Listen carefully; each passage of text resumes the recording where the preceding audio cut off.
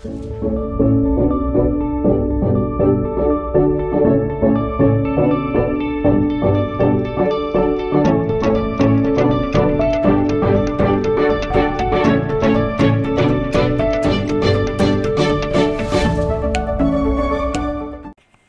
satu langkah nyata pengelolaan sampah dapat mengurangi 1000 masalah yang ditimbulkan oleh sampah. Tepat sekali pada episode kali ini Dialog Jember mengundang aktivis lingkungan yang mengelola sampah menjadi barang-barang bermanfaat. Beliau adalah Nurul Hidayat atau yang biasa dipanggil Cak Oyong dari komunitas Sobung Sarka. Cak Oyong, gimana kabarnya, Cak? Alhamdulillah, kabar baik. Alhamdulillah kabar baik ya, Cak ya. Kemudian ada juga Mbak Dina Putu Ayu dari Bangklambi. Kalau Mbak Dina gimana kabarnya? Ya, puji Tuhan, kabar baik juga, Mbak. Baik juga ya, Mbak ya. Apalagi di tengah pandemi harus tetap sehat. Oke, Cak Oyong dan Mbak Dina, sebelum kita melangkah jauh ngomongin tentang pengelolaan sampah dan segala macam, kita ingin tahu dulu nih dari Bangklambi, kemudian dari Sobung Sarka. Boleh diceritakan nggak Sobung Sarka dan Bangklambi itu apa sih, tujuannya apa, kemudian apa yang biasa dilakukan gitu? Mungkin dari siapa dulu? Cak Oyong dulu mungkin?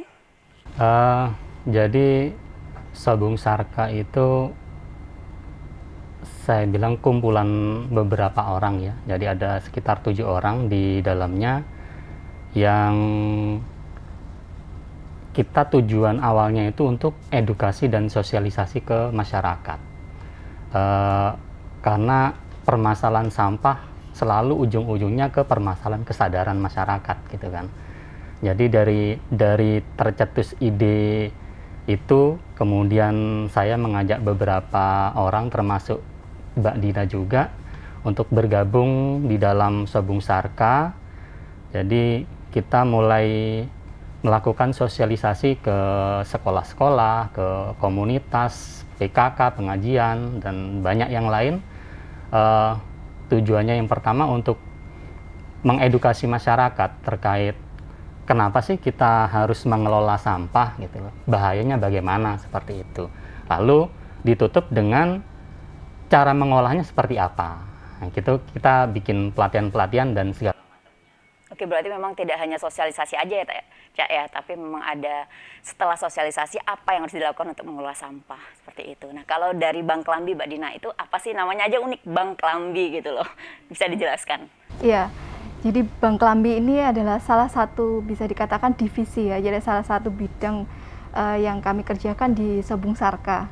Jadi selain kami mengadakan pelatihan-pelatihan, kami juga membuka tempat untuk warga atau masyarakat bisa mendonasikan baju-baju bekasnya. Karena baju-baju ini sering menjadi masalah juga. Kita bingung ini baju-baju mau diapakan gitu kan ya. Mau dibuang ke tempat sampah ya pasti akhirnya menumpuk.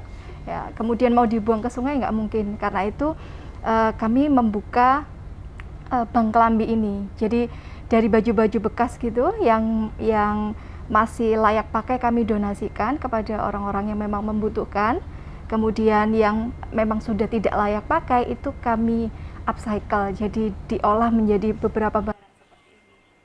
Oke, ini ngomongin Sobung Sarka dan Bangklambi, kita ke Cak Oyong nih. Sobung Sarka, Cak Oyong tadi kan bilang kan tidak hanya sosialisasi tapi juga terjun ke masyarakat untuk mengolah. Nah, pastinya ada teknik-teknik pengolahan sampah. Nah, yang biasa dilakukan oleh Sobung Sarka apa aja nih, Cak, untuk mengolah sampah gitu? Semua kita lakukan ya. Jadi kalau bicara masalah sampah yang umum diketahui sama masyarakat itu ada 2. Ada sampah organik, sampah anorganik gitu.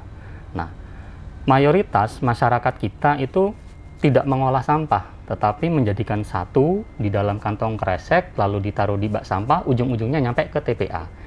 Nanti kan pasti menjadi bahaya ketika gas metan itu naik, maka akan terjadi ledakan gitu. Seperti kenapa tanggal 21 Februari ditetapkan sebagai HPSN, itu kan untuk memperingati kejadian musibah ledakan TPA di Lewi Gajah di Cimahi.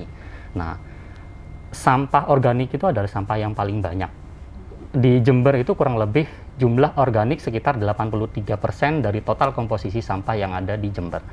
Nah, dari sana sebenarnya ada banyak cara untuk mengolah. Salah satunya seperti ini. Ini ekoenzim gitu. Jadi ekoenzim ini dihasilkan dari fermentasi bahan organik, yaitu buah dan sayur yang belum terjadi proses pengolahan atau memasak.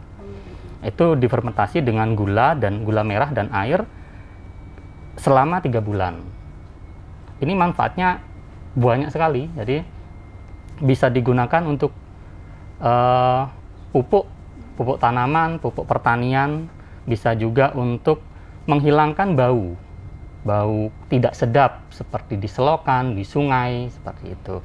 Bisa juga untuk mengepel lantai atau cuci piring, itu juga bisa. Selain itu juga ada yang ini POC. POC itu pupuk organik cair. Kalau pupuk organik cair yang ini kita buat dari nasi basi. Biasanya nasi basi cenderung sama ibu-ibu dibuang begitu saja kan. Nah, ini kita manfaatkan menjadi pupuk organik cair. Masa fermentasinya hanya 2 minggu, lebih cepat. Cuman manfaatnya ya memang Pupuk organik. Nah, tadi kita ngomongin ekoenzim itu, boleh diceritakan sedikit nggak sih, Cak, itu bahan-bahan organik yang seperti apa? Apa hanya khusus untuk sayuran, buah, atau bisa dicampur tuh bahan-bahan itu untuk jadi ekoenzim? untuk ekoenzim, jadi itu percampuran antara 2 bahan itu. Jadi untuk menghasilkan ekoenzim yang berkualitas baik, itu memang harus ada 2 jenis. Jadi ada buah dan sayur. Buah ini kulit buahnya saja, kalau buahnya bisa dimakan. Iya. Nah, kulit buahnya saja, tapi tidak yang kondisi keras seperti kulit durian itu nggak bisa. Gitu. Atau yang baunya menyengat luar biasa seperti durian itu Kalau kurang buahnya bisa. busuk, Cak? Buahnya busuk bisa. Terus irisan sisa sayuran. Jadi kalau ibu-ibu lagi memasak, biasanya pasti ada sisa potongan sayur itu, itu yang dimasukkan. Begitu. Jadi memang hanya difermentasi selama 3 bulan. Betul. Oke. Nah, sekarang ke Mbak Dina nih tentang Bang Kelambi. Tentunya membuat barang-barang seperti ini tuh nggak mudah, Mbak. Butuh keahlian juga keterampilan. Kalau dari tim Bang Kelambi, dari mana memperoleh ilmu terkait membuat ini semua, Mbak, gitu? Ya, kami dalam tim Sobung Sarka ini memang kebetulan ada beberapa orang yang bisa dan menurut saya memang mereka terampil untuk menjahit gitu. Ada Mbak Kartika, ada Mbak Frita ya, dan ada beberapa teman yang lain.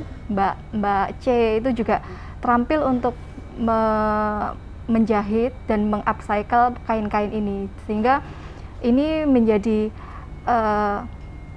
potensi bagi Sobung Sarka untuk mengolah baju-baju bekas ini. Gitu. Jadi mereka sudah memiliki keahlian. Kalau keahlian khususnya nggak ada ya, Mbak? Hanya menjahitkah atau memang kan mungkin dari setiap pembuatannya itu kan berbeda, Mbak, ada keahlian khusus gitu loh. Ada nggak sih kalau keahlian khusus yang harus dibutuhkan gitu? Iya, jadi kami tidak mengerjakan sendiri, jadi kami bekerja sama dengan para penjahit yang memang bersedia untuk bermitra dan bank sampah, kemudian juga memberdayakan masyarakat. Jadi misalnya untuk membuat bin bag, itu kan baju atau kain itu harus digunting-gunting ya, jadi gunting-gunting kecil-kecil. Nah, kami kerjasama dengan ibu-ibu, jadi masyarakat gitu ya, memberdayakan ibu-ibu untuk menggunting sehingga itu nanti akan dibuat bin bag begitu. Jadi memberdayakan masyarakat. Nah, dari hasil yang sudah dibuat ini nantinya akan kemana ini, Mbak? Ya, sebagian ini kami jual ya untuk operasional dan termasuk untuk membayar ke ongkos penjahitnya, gitu, termasuk kepada ibu-ibu. Jadi kami memberikan ongkos untuk guntingnya itu tadi, sehingga uang hasil penjualan ini kami kembalikan untuk mereka. Oke, jadi memang benar-benar ini bisa dibilang dari hal-hal yang mungkin sudah tidak dibutuhkan masyarakat tapi bisa menjadi bermanfaat ya, Mbak ya, seperti itu. Menarik sekali nih Cak Oyong dan Mbak Dina pembicaraan kita, tapi di segmen ini kita akan tutup dulu, kita akan jeda dulu. Jadi pemirsa jangan kemana-mana ya, tetap di Dialog Jember.